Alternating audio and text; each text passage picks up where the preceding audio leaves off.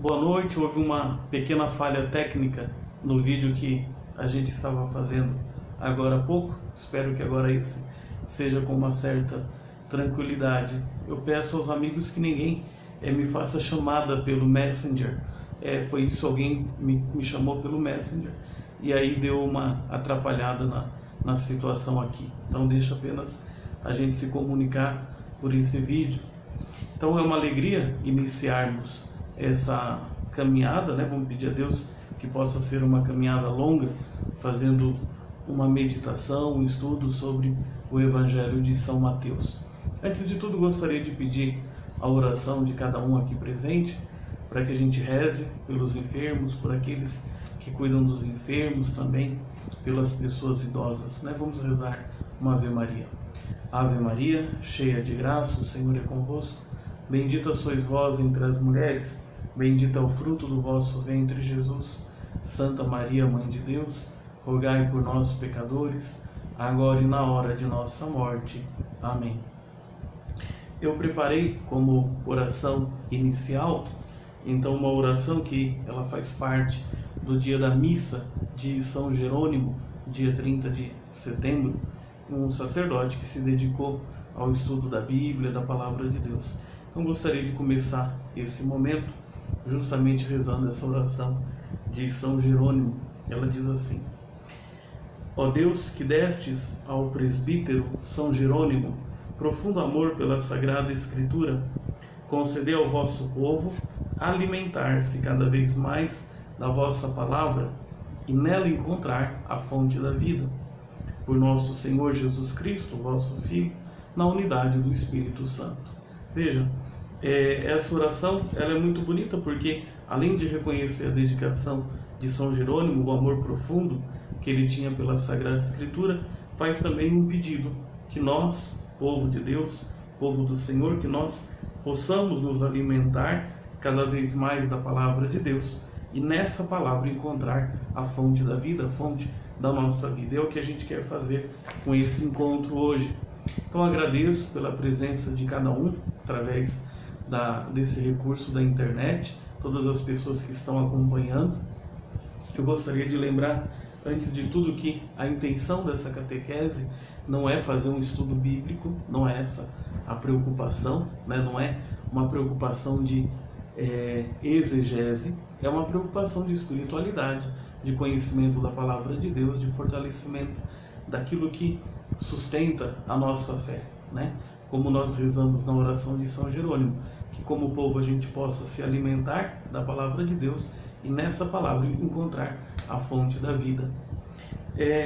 Para preparar a motivação, por que escutar a palavra de Deus? Por que tentar conhecer um pouco mais a palavra de Deus? Eu separei um trecho da primeira carta de São João, capítulo 1, do 2 ao 3, e de uma maneira muito curta explica um pouco o sentido da transmissão da palavra de Deus para nós, né? São João diz assim: Anunciamo-vos a vida eterna, que estava junto do Pai, e se manifestou a nós. O que vimos e ouvimos, vô-lo anunciamos, para que também vós tenhais comunhão conosco, e nossa comunhão seja com o Pai e com seu Filho Jesus Cristo. Eu ia pedir um favor, quem estivesse assistindo, se puder, faz o compartilhamento, porque eu acho que com o primeiro vídeo algumas pessoas se perderam e acharam que não está tendo a catequese. O que São João diz nessa passagem aqui, né? Que tudo aquilo que está escrito, todo o testemunho da Sagrada Escritura é justamente um testemunho daquilo que se manifestou, daquilo que eles viram, daquilo que eles ouviram, e justamente é anunciado para que nós tenhamos comunhão com a fé apostólica, a fé dos apóstolos, e comunhão com o Pai e com o seu Filho. Então eu acho que o ponto principal da gente estudar a palavra de Deus, da gente procurar conhecer a palavra de Deus, é justamente para entrar em comunhão com a solidez da fé apostólica e essa comunhão justamente com o Pai, com o Filho e com o Espírito Santo. Bom, a gente começa falando primeiro por que a escolha, né, do Evangelho de São Mateus. Aqui é por um critério bastante prático, né? É o critério da liturgia desse ano. Ao longo desse ano, quem participar das missas do domingo vai observar que a tendência é fazer o máximo de leitura do Evangelho de São Mateus ao longo do domingo. Não que não será feito, por exemplo, leitura do Evangelho de São João, sei lá, de algum dos outros evangelhos. Porém, na sua maioria, vai ser justamente a leitura do Evangelho de São Mateus, né? A igreja tem a sua liturgia organizada para os domingos em 3 ciclos, ano A, B e C. Então, um ano lê o Evangelho de São Mateus, no outro ano lê o Evangelho de São Marcos, e no outro ano lê o Evangelho de São Lucas. E para as leituras da semana, ela tem não 2 ciclos, mas 2 sequências, né? A sequência par e a sequência ímpar, né? Em todas essas sequências se procura ter acesso à leitura desses três evangelhos, depois incluindo também o Evangelho de São João, né? Então, como esse ano o Evangelho é de São Mateus, então eu achei que seria oportuno que a catequese fosse feita a partir do Evangelho de São Mateus. Só uma pergunta, pessoal: a minha voz tá boa? O som tá bom? Porque eu não consegui aumentar o áudio aqui do vídeo. Quem está acompanhando pode responder se sim ou não, fazendo favor? Então vamos ver se alguém responde para a gente começar o primeiro ponto aí das explicações. O som tá bom? Alguém pode comentar se o som tá bom, fazendo favor? Joia, obrigado, Carlos. Obrigado, Thiago. Joia, maravilha. Então, primeira coisa, assim, uma vez uma senhora, ela me disse assim: padre, eu estava querendo ler os evangelhos, aí comecei a ler um evangelho, aí terminei toda feliz, aí comecei a ler um segundo, aí eu vi que parecia igual ao outro, eu fui me confundindo, eu deixei de lado, porque eu não entendi porque que era parecido e era diferente ao mesmo tempo. Bom, se alguém já teve a graça de tentar ler os evangelhos, teve realmente a mesma situação dessa senhora que eu estava comentando aqui, né? Por que os evangelhos são tão parecidos, mas ao mesmo tempo, por que eles têm tantas coisas diferentes assim? Então, o processo da redação dos evangelhos, ele foi um processo longo. Então, é bom entender assim que não teve um tal de Mateus que um dia sentou na sua escrivaninha e foi tirando das suas ideias aquilo que ele estava colocando no papiro, no pergaminho, né? No papel ainda é uma coisa mais nossa. Naquela época se escrevia em pergaminho ou então em papiro. Como é que foi o processo da redação dos evangelhos, né? Então, imaginem assim: os apóstolos conviveram com Jesus por um período mais ou menos de 3 anos, né? Desde o início do seu ministério, quando ele é batizado por João Batista e começa a proclamar o reino de Deus, até o momento em que ele morre, ressuscita e envia os apóstolos, né? Por toda parte para anunciar o evangelho e tudo mais. Então, os apóstolos tiveram um tempo de convivência com Jesus, né? Ouviram as palavras de Jesus, testemunharam os milagres, testemunharam tantas coisas que Jesus fez, né?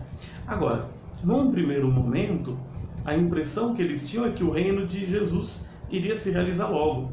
Então, os próprios apóstolos, por exemplo, a gente sempre costuma dizer, não tiveram a preocupação de imediato de escrever sobre a vida de Jesus, como a gente entende nesse sentido, né? Agora, o que eles eram preocupados?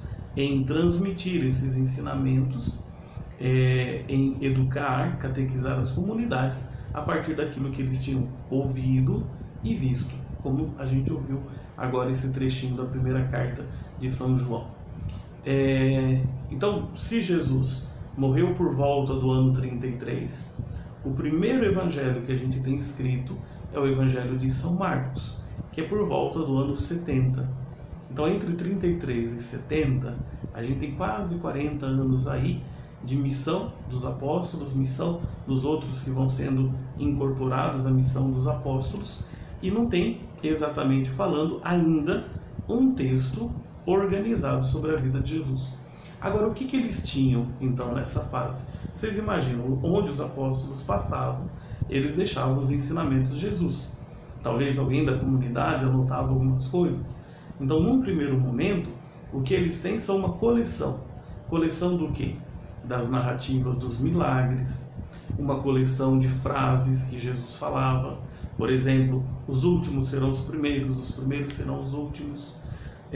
Quem se eleva vai ser humilhado, quem se humilha vai ser elevado, vai ser exaltado. Quem não está contra mim está a meu favor. São frases que a gente encontra espalhadas nos evangelhos e às vezes em contextos diferentes. Então, provavelmente eram frases fortes de Jesus e que foram ficando. Depois a gente tem também as parábolas. Então houve um primeiro momento em que a comunidade ela organizava o seu anúncio a partir dessa coleção de frases, de narrativas, de milagres e também de parábolas que Jesus tinha contado para eles. Então, o primeiro que pega um pouco dessas coisas, né, é que isso tem um nome chamado de fonte Q. Estou dizendo o nome só por dizer, né? Mas assim, o primeiro que pega um pouco dessa fonte e tenta dar uma estrutura, organizar. Bom, eu vou contar um pouco dessas coisas, mas eu vou organizar. Organizar como? Bom, vou falar que Jesus começou o seu ministério depois que João Batista foi preso. Eu vou falar que Jesus ele pregava. Eu vou dizer algumas parábolas que ele contava. Eu vou narrar alguns milagres. Depois eu vou dizer que ele foi perseguido, que ele foi injustamente condenado, que ele morreu e ressuscitou. Então, mais ou menos isso é a estrutura do Evangelho de São Marcos. Agora, alguns anos depois, outras comunidades foram redigindo o seu evangelho também. Então, a gente teve primeiro a fonte Q, que era aquela coletânea dispersa de palavras, de narrativas de milagres e de parábolas. No primeiro momento, isso sustentou tantas comunidades. Depois, o Evangelho de São Marcos, por volta do ano 70. Mais ou menos no ano 80, a gente tem 2 outros evangelhos em comunidades diferentes. Vejam, eu não estou preocupado em dizer exatamente datas, nem endereço, porque até os estudiosos, eles têm lá as suas dúvidas, então a gente não vai ficar nesses pormenores. Porém, o que eu quero chamar a atenção, num determinado momento, Mateus conhece o Evangelho de São Marcos, conhece a sua estrutura, ele vai na fonte de Marcos, mas ele também tem a sua fonte e redige. Eu vi que você entrou, Deus abençoe, viu? Feliz aniversário, muita luz, muita alegria para você. Num determinado momento, então, Mateus, ele redige o seu evangelho. Vai ter muita coisa parecida com aquilo que Marcos escreveu, porém ele acrescenta mais coisas e tem também um material próprio seu. A mesma coisa em relação a Lucas. Ele vai seguir uma estrutura semelhante ao de São Marcos. Ele tem conteúdo que é semelhante ao de São Marcos, mas ao mesmo tempo ele também tem aí um material próprio. Então, só para vocês terem uma ideia, eu fiz um esqueminha aqui, vocês me perdoem pela simplicidade dele, mas foi o que eu consegui fazer para a gente poder tentar entender. Olha, durante muito tempo, o que sustentou a pregação, a vida das comunidades foi isso daqui em azul. Aquilo que eu dizia, um conjunto de ditos de Jesus, algumas narrativas de milagres, as parábolas, tudo isso de uma maneira desorganizada, não desorganizada no mau sentido, porque até aquele momento eles não tinham necessidade de organizar como a gente falaria hoje. Num determinado momento, Marcos, ele pega um pouco dessa fonte aqui, aí ele dá uma estrutura, estão vendo aqui essa fitinha meio abóbora, né? E depois ele tem lá os elementos dele também, o conhecimento da sua própria comunidade. Mais para frente, a gente tem o mesmo Mateus, ele pega alguma coisa dessa fonte, então por isso que Mateus vai ser parecido com o Evangelho de São Marcos. Ele segue uma estrutura parecida com a de São Marcos. Agora observa que São Marcos não conta da infância de Jesus, Mateus conta, né? Então ele acrescenta alguma coisa nessa estrutura, ele faz narrativa sobre a infância de Jesus, e Marcos não teve essa preocupação, não teve essa necessidade, mas ao mesmo tempo ele tem elementos próprios. A mesma coisa aqui em relação ao Evangelho de São Lucas. Como ele bebeu da mesma fonte, tem coisa em Lucas que é parecida com Marcos, tem coisa em Lucas que é parecida com Mateus, a estrutura é semelhante, tanto é que São Lucas também fala do ministério de Jesus, que começa com o batismo, é a porta do início do ministério de Jesus, mas ele tem elementos próprios seus aqui, tá vendo? Por isso, quando a gente lê Marcos, Mateus e Lucas, a gente tem a impressão de muita coisa parecida, o mesmo roteiro, mas ao mesmo tempo elementos diferentes.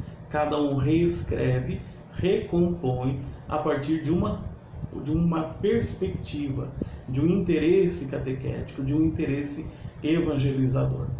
Até aí, alguma dúvida, alguma pergunta sobre essa questão da formação dos evangelhos? Eu não mencionei, por exemplo, mas tem o Evangelho de São João, que é claro que ele tem fonte comum de Mateus, de Lucas, de Marcos, mas ele tem uma estrutura completamente diferente. Então, quando vocês ouvirem falar de evangelhos sinóticos, a gente está falando só desses três aqui: Marcos, Mateus e Lucas. O Evangelho de João, ele segue uma outra metodologia, ele segue uma outra estrutura, tá certo? Mas eu acho que é interessante a gente compreender isso, porque a gente faz um panorama dos evangelistas, mas ao mesmo tempo vai se concentrar agora no Evangelho de São Mateus. Quando eu tenho que explicar a diferença de um ou de outro, eu sempre gosto de imaginar assim: os 4 evangelistas, eles contemplaram o mistério de Cristo. Então, eles se encontraram com o Senhor, eles viram o Senhor. E aqui sempre entendendo o ver no âmbito da fé. Tiveram acesso, comunhão com Jesus, comunhão com a sua palavra, comunhão com a sua vida. Mas eles são como que pintores. Então, talvez Marcos foi um que, lá na sua paleta de cores, ele tinha poucas cores, né? Mas houve ali uma necessidade de fazer um primeiro desenho do rosto de Cristo. Alguns anos depois, com uma paleta de cores mais enriquecida, Mateus é capaz de pintar, olhando um pouco aquele quadro já pintado por Marcos, porém com cores novas e talvez com um pouco mais de sensibilidade, de desenhar os contornos, de mostrar a profundidade, por exemplo, a profundidade dos sinais do rosto de Jesus. Depois em Lucas, por exemplo, e com outras cores, mas também com uma técnica mais aprofundada, talvez organiza de outro modo também, São João mais ainda. Então, os 4 evangelistas, eles nos dão um retrato do rosto de Jesus, cada um com a riqueza dos seus elementos, da sua estrutura, das suas condições, mas todos eles nos dão acesso ao Cristo. É bonito porque a gente começou o nosso encontro falando de uma oração de São Jerônimo, e é São Jerônimo que diz: conhecer as Escrituras é conhecer Cristo.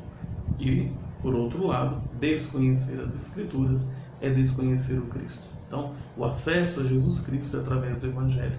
Não tem nenhum outro Cristo que a gente possa conhecer se não for o Cristo transmitido pelos apóstolos através do Evangelho. Então, agora a gente vai olhar de maneira específica algumas características do Evangelho de São Mateus, né? Eu estou fazendo um pouco, não digo corrido, mas um pouco direto, e depois a gente tenta passar para as perguntas conforme for possível a gente fazer, tá certo? Bom, quais são as características do Evangelho de São Mateus? Aquilo que eu disse, eu estou preocupado com as informações para que a gente reze, eu estou preocupado com as informações para que a nossa espiritualidade se fortaleça. Não estou aqui fazendo um curso de teologia sobre o Evangelho de São Mateus. É, na verdade, uma catequese, não é uma exegese, não é ciência que a gente está fazendo aqui. Mas eu vou destacar 2 coisas. Primeiro, se vocês pegarem na Bíblia de vocês, vocês vão ver que tem algumas passagens no Evangelho de São Mateus em que termina assim: e quando Jesus terminou de falar essas parábolas, e quando Jesus terminou de ensinar, e quando Jesus terminou de contar as parábolas, né? Essa expressão ela se repete 5 vezes. É muito interessante, é como se fosse um quadro. Então, no Evangelho de São Mateus aparecem 5 discursos de Jesus. 5 discursos. Gravem esse número: 5 discursos de Jesus. 5 momentos em que Jesus fala, instruindo os seus interlocutores, os seus discípulos, os seus seguidores. Quais são esses grandes discursos de Jesus? Eu vou mencionar na página minha, eu coloquei lá uma foto e tem lá uma indicação de quais são esses discursos. Tem lá quando começam e quando terminam, tá certo? Então depois pode olhar na página com tranquilidade e vocês vão lá encontrar. Eu estava tentando mexer na tela, quase tampei a câmera. Vão encontrar as referências. Então o que eu digo é simplesmente para ilustrar agora e chegar onde eu gostaria de chegar. O primeiro grande discurso que aparece é o que a gente conhece como Sermão da Montanha. Então ele vai do capítulo 5, versículo 1, até o 7, versículo 28. Então o primeiro discurso, né, é o momento em que Jesus fala do Sermão da Montanha. Ele fala do Sermão da Montanha. O que ele fala é o sermão a partir da montanha. Mas tem a ver com a fidelidade ao reino. Então o reino se oferece, Deus se oferece, e nós somos chamados a acolher. A nossa resposta a Deus é acolhida a esse reino. Depois tem um segundo discurso, que começa no capítulo 10, versículo 1, e vai até o 11, versículo 1, que é um momento em que Jesus instrui como que os discípulos, os mensageiros, os evangelizadores, eles devem se comportar, eles devem enfrentar as dificuldades. Cada um desses discursos depois a gente vai ver com detalhe. Não hoje, é claro, né? Mas depois a gente vai ter oportunidade. No terceiro discurso, começa no capítulo 13, versículo 1, e se encerra no versículo 53. E é onde São Mateus ele condensa muitas parábolas do reino, né? Então, como é que é o reino? O reino de Deus é vivido assim, experimentado assim, se apresenta dessa maneira. O quarto discurso começa no capítulo 18, versículo 1, e vai depois até o capítulo 19, versículo 1. E ele diz respeito ao quê? Ao comportamento da comunidade.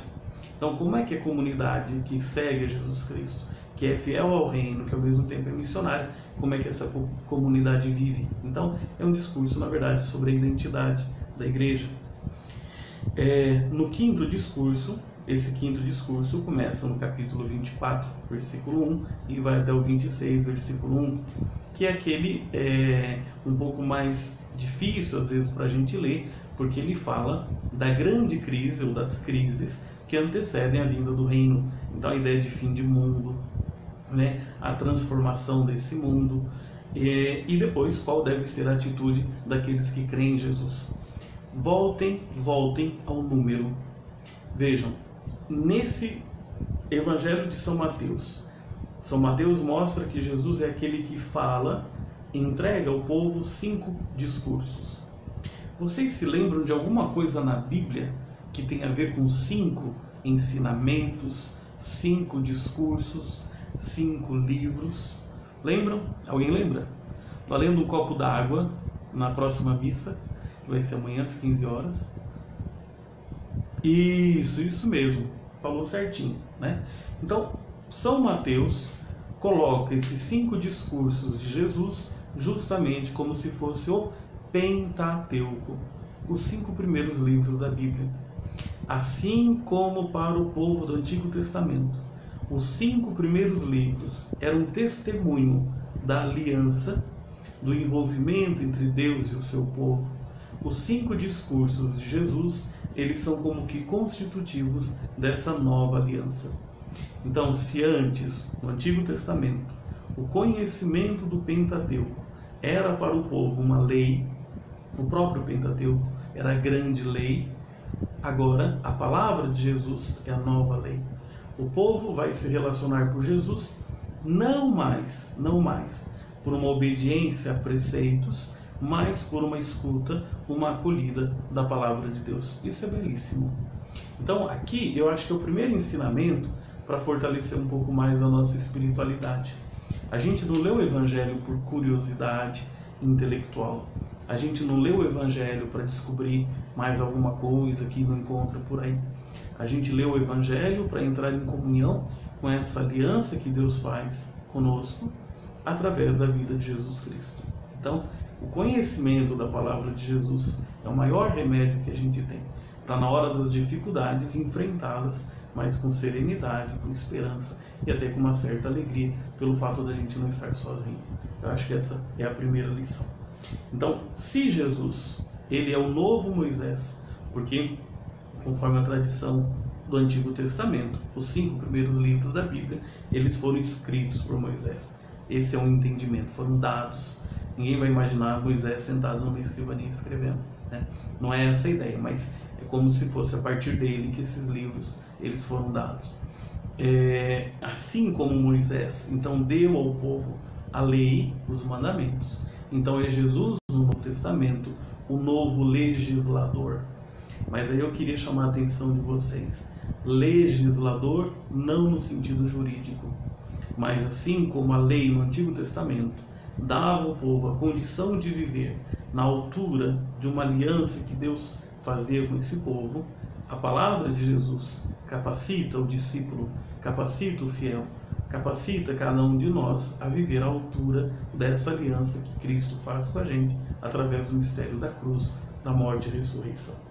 Então, Mateus apresenta Jesus ao longo do seu evangelho como um Messias Salvador, mas diferente daquele Messias pensado a partir de Davi, que seria um Messias político, seria um Messias nacionalista. Jesus vai mostrar uma grande abertura para acolher as pessoas estrangeiras, as pessoas que estavam além da própria religião de Israel. Então, diferente do Moisés do Antigo Testamento, que trouxe uma lei, Jesus ele traz uma boa notícia, ele traz um evangelho. Para a gente isso é muito bom, né? A gente está ouvindo tantas más notícias nesses últimos dias e saber que Jesus ele nos traz uma boa notícia e que eu devo correr atrás de compreender, de conhecer cada vez mais essa boa notícia. E qual que é a moral de Jesus? A moral de Jesus é uma resposta livre, feliz, alegre a tudo isso que Deus faz em mim através de Jesus Cristo. Tá certo? Isso foi um pouquinho a introdução para a gente pelo menos se situar no Evangelho de São Mateus, tá certo? E eu deixei uma lição de casa, que é um trecho do Evangelho de São Mateus, que sempre me agrada fazer uma homilia sobre ele, mas eu sei que ele é um pouco chatinho, é esquisito, é diferente, não tá? A gente está acostumado a ler o quê? A gente está acostumado a ler milagre, a gente está acostumado a ler narrativas de curas, a gente está acostumado a ler parábola, e de repente São Mateus começa o seu Evangelho justamente com uma genealogia. Eu vou fazer a leitura e de repente vocês vão acompanhando aí com a Bíblia de vocês. Então é o capítulo 1, do versículo 1 até o 17. Né? Tentem prestar atenção no movimento do texto. O texto ele faz a gente sentir uma certa monotonia, né? Parece que é monótono e num determinado momento Deus modifica o ritmo das coisas, tá certo? Vocês estão com a Bíblia aí? Querem que eu espero? Quem já está com a Bíblia diz amém. Quem não conseguiu a Bíblia ainda fala misericórdia. E aí, gente, amém ou misericórdia? Vamos ver se aparece um amém ou misericórdia nos comentários. E aí, amém ou misericórdia? Ou não tem mais ninguém ouvindo? Ninguém se manifestou? Misericórdia. E aí, Thiago? Amém, misericórdia. Está empatado por enquanto. Vamos lá. Então diz assim: livro da origem de Jesus Cristo, filho de Davi, filho de Abraão. Aqui vocês já vão perceber uma coisa interessante. São Lucas também coloca uma genealogia de Jesus, né? Mas olha que são diferentes. A genealogia de Jesus em Mateus, ela remonta a Abraão, aquele pagão que se converteu, aquele homem que conheceu a fé no Deus de Israel, no Deus que vai se manifestando e tudo mais. São Lucas remonta a genealogia de Jesus a Adão, o primeiro homem da humanidade, entendendo nesse sentido. Então, já são diferenças. Aí você diz, ué, mas e aí? A genealogia de Jesus começou onde? Bom, que em algum momento quiseram explicar a origem de Jesus, isso a gente não tem dúvida. É a corzinha azul daquele esquema que a gente mostrou no início da catequese. Agora, qual o acesso que eles tiveram a todos esses dados? Vocês vão ver que é muito mais uma construção catequética do que exatamente uma pesquisa no cartório lá de Nazaré para saber qual era a ascendência de Jesus a partir de José ou de Nossa Senhora, né, dependendo do caso. Então vamos lá. Abraão gerou Isaac, Isaac gerou Jacó, Jacó gerou Judá e seus irmãos. Judá gerou Farés e Zara de Tamar. Farés gerou Esrom. Esrom gerou Aram. Aram gerou Aminadab. Aminadab gerou Naasson. Naasson gerou Salmão. Salmão gerou Boaz de Raabe. Boaz gerou Jobed de Ruth. Jobed gerou Jessé. Jessé gerou o rei Davi. Preste atenção. Parece que não diz nada o texto e diz coisas fantásticas. Davi gerou Salomão, daquela que foi mulher de Urias. Salomão gerou Roboão. Roboão gerou Abias. Abias gerou Asa. Asa gerou Josafá. Josafá gerou Jorão. Jorão gerou Osias. Osias gerou Joatão. Joatão gerou Acás. Acás gerou Ezequias. Ezequias gerou Manassés. Manassés gerou Amon. Amon gerou Josias. Josias gerou Jeconias, irmãos, por ocasião do exílio na Babilônia. Preste atenção nessa última parte, onde tem a novidade. Depois do exílio na Babilônia, Jeconias gerou Salatiel. Salatiel gerou Zorobabel. Zorobabel gerou Abiúde. Abiúde gerou Eliacim. Eliacim gerou Azor. Azor gerou Sadoc. Sadoc gerou Aquim. Aquim gerou Eliúde. Eliúde gerou Eleazar. Eleazar gerou Matã. Matã gerou Jacó. Jacó gerou José, o esposo de Maria, da qual nasceu Jesus, chamado Cristo. Prestem atenção. Toda aquela repetição do gerou. Mas depois, quando vai se falar de Jesus, muda o modo. Jacó gerou José, o esposo de Maria, da qual nasceu Jesus, chamado Cristo. O que essa mudança quer dizer? Que é claro que Jesus pertence, por uma paternidade legal, a toda a ascendência de José, porém nele há algo de novo. Então, ele vai ser um herdeiro legal do trono do rei Davi, mas ele não é simplesmente uma cópia ou uma repetição histórica de todas essas ansiedades que a gente poderia encontrar em algumas personagens aqui.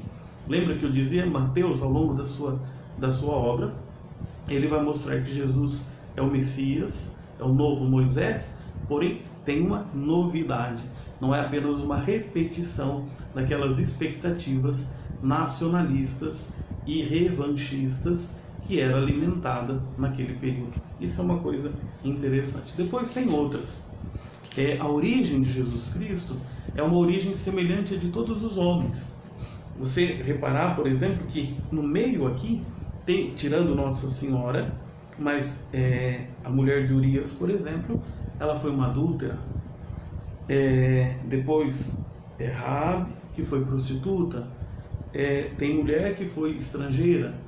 Então, não só isso, mas alguns desses que foram reis, por exemplo, eles foram injustos, foram corruptos. Então, Jesus ele tem uma solidariedade com toda a condição dos seres humanos, com toda a condição das pessoas. Então Jesus ele é alguém que entrou na nossa história, nessa história, com todas as suas condições que existem, né? Parece que o sinal está ruim. O sinal está ruim, pessoal? Alguém pode responder, por favor? Tem alguém aí? Alguém está dizendo que o sinal não está bom? Não sei se é aqui ou às vezes é aí que está falhando, né? E aí, gente? Não está ruim? Que bom. Tá certo, então. Mas vamos prosseguir. Então, olha só. São Mateus, ele insere Jesus na história, mas na história da humanidade, é claro, a partir de Abraão, do povo da promessa, mostra que ele tem parentesco com todos os tipos de pessoas. Isso pra gente é um sinal muito bonito, né? A solidariedade que Jesus manifesta ao longo da sua vida, ela já está presente também na sua origem. Depois, a outra coisa que eu não pedi para vocês lerem, mas eu gostaria da gente comentar, até porque foi trecho de leituras recentes, porque nós estamos no tempo do Natal, é sobre a questão da paternidade legal de Jesus, né? Graças a São José, Jesus ele vai receber a descendência de José, né? José sendo o seu pai legal. Isso é importante a gente considerar. Aqui encerra um pouco o que eu tinha me proposto a fazer. Agora a gente passa para o momento das perguntas, né? Quem gostaria de fazer alguma pergunta? Aí a gente dá um copo d'água também para quem fizer a pergunta, tá bom? Assim vocês ficam mais animadinhos. E aí, gente, alguma pergunta? Teve gente que estava lendo logo de manhã, preparando questões. O que eu puder responder agora eu respondo, o que eu não puder a gente deixa para depois, manda para uma outra catequese. Alguma pergunta? Nós já chegamos a 50 comentários até agora, graças a Deus. É claro que eu não estou conseguindo ler todos os comentários, mas se vierem as perguntas vai fazer bem para a nossa reflexão, né? E aí, alguém? Isso, a Kelly tinha feito uma observação interessante sobre o número das gerações. Kelly, deixa eu procurar aqui. Eu encontrei uma resposta, porque se vocês calcularem, se eu não me engano, é mais ou menos assim, no primeiro bloco não aparece 14, aparece 13, no segundo 14 e no último 12. Se eu não me engano é o 12 ou 13, se eu não me engano é isso, né? Na Bíblia de Jerusalém, Kelly, tem uma nota de rodapé que explica que até nessa questão da numeração tem também um propósito de São Mateus, que num nome ou outro, por exemplo, quando fala Jeconias, o mesmo nome Jeconias faz pensar em Joaquim, isso no modo como a palavra é escrita na língua original, né? Então pode ser um pouco essas coisas. Depois eu espero poder procurar mais e entender, ou às vezes é a gente que está contando errado, ou tem alguma coisa aqui que a gente deveria perceber melhor. Padre, é verdade que o Evangelho de Mateus era dirigido aos judeus por causa da linguagem dele? Isso, tem várias coisas aqui, o Carlos Thiago, que é importante a gente considerar. O texto do Evangelho de Mateus ele foi escrito em grego, mas um grego semitizado, né? Você imagina assim, por exemplo, você é brasileiro, vai morar nos Estados Unidos e vai ensinando as coisas para os seus filhos, mas num determinado momento você diz, não, deixa eu escrever para eles entenderem um pouquinho a nossa cultura. E você escrevesse em inglês, porque está morando lá, mais costumes, explicando costumes para os seus filhos, né? Então o inglês seu vai ser aquele inglês normal, inglês desenvolvido e tal, porém com expressões que não existem propriamente em inglês, mas são expressões da língua portuguesa e a gente faz algumas adaptações. Então, isso o pessoal percebe no Evangelho de São Mateus, né? Então, provavelmente é para uma comunidade judaica, geralmente atribuem à Síria, um trecho da Síria, até tem aqui uma anotação. Deixa eu só pegar aqui, para eu não ficar com dúvida e fazer feio, né? Sobre a comunidade, como eu tinha dito, não ia ficar de maneira tão específica nessa parte, mas é importante olhar. Deixa eu achar aqui sobre a questão da comunidade, né? É uma comunidade de língua grega, de maioria judaica, crente, né? Não exclui a possibilidade de origem palestinense, mas geralmente se propõe Antioquia, a parte da Síria, limite com a Palestina, então aquela região ali, tá certo? Mas de fato no Evangelho de São Mateus, mesmo tendo sido escrito em grego, tem muitas expressões que elas são pensadas no hebraico, no aramaico, né? Mateus, Deus abençoe, muita força aí na caminhada. Uma vez me disseram que o Evangelho de Mateus é o mais usado durante o ano litúrgico, isso é verdade? Então, até quando eu fiz aquele quadrinho sobre a diferença dos evangelhos, o Mateus, agora eu estou entendendo porque você está interessado no Evangelho de Mateus, né, Mateus? Veja, o Evangelho de São Marcos tem 16 capítulos, o Evangelho de São Mateus tem 28, o de São Lucas tem 24, o de São João tem 21. Então, é óbvio que mesmo querendo ler os evangelhos ao longo do ano, é Mateus que tem mais extensão, então dá para ler mais ao longo do ano. Porém, a igreja sempre procura, cada ano, aos domingos, ler o conjunto dos evangelhos. Cada ano um evangelho, entendeu? Outra dúvida, gente? Então até agora já foram 2 copos d'água, um para Kelly e outro para o Mateus. Aí teve um para o Tiago também. Então 3 copos d'água já. Mais algum? Mais algum copo d'água? Mais alguma pergunta? E aí, se não tiver pergunta, a gente vai encerrando por aqui. E a semana que vem a gente vai fazer novamente a nossa catequese, se Deus permitir. E durante a semana eu passo a lição de casa, né? De maneira que a gente consiga, cada encontro, pelo menos estudar alguma parte de um dos capítulos. E talvez aí então 28 encontros a gente consiga fazer uma visão geral do Evangelho de São Mateus. Alguma pergunta? Ninguém vai fazer nenhuma pergunta? Então, gente, Deus abençoe. Muito obrigado pela companhia de vocês, né? O vídeo vai ficar à disposição, então depois, se vocês puderem compartilhar, né? Compartilhem, divulguem. A gente vai fazendo as coisas conforme também o interesse e a necessidade, tá certo? Para quem não me conhece, eu sou o Padre Cleiton, aqui da paróquia Nossa Senhora do Rosário, na Vila Industrial, em Mogi das Cruzes. Amanhã às 15 horas a gente tem missa pelos enfermos.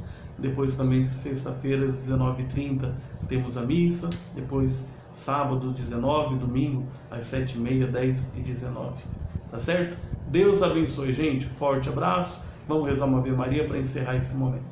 Ave Maria, cheia de graça, o Senhor é convosco. Bendita sois vós entre as mulheres. Bendito é o fruto do vosso ventre, Jesus. Santa Maria, Mãe de Deus, rogai por nós pecadores, agora e na hora de nossa morte. Amém. Que a gente possa dormir pensando numa boa notícia, que é a vida de nosso Senhor Jesus Cristo. Em nome do Pai, do Filho e do Espírito Santo. Fui. Não fechei aqui ainda, né? Sábado agora tem a missa da padroeira, muito bem lembrado, viu, Mateus? Obrigadão. Fiquem com Deus, gente.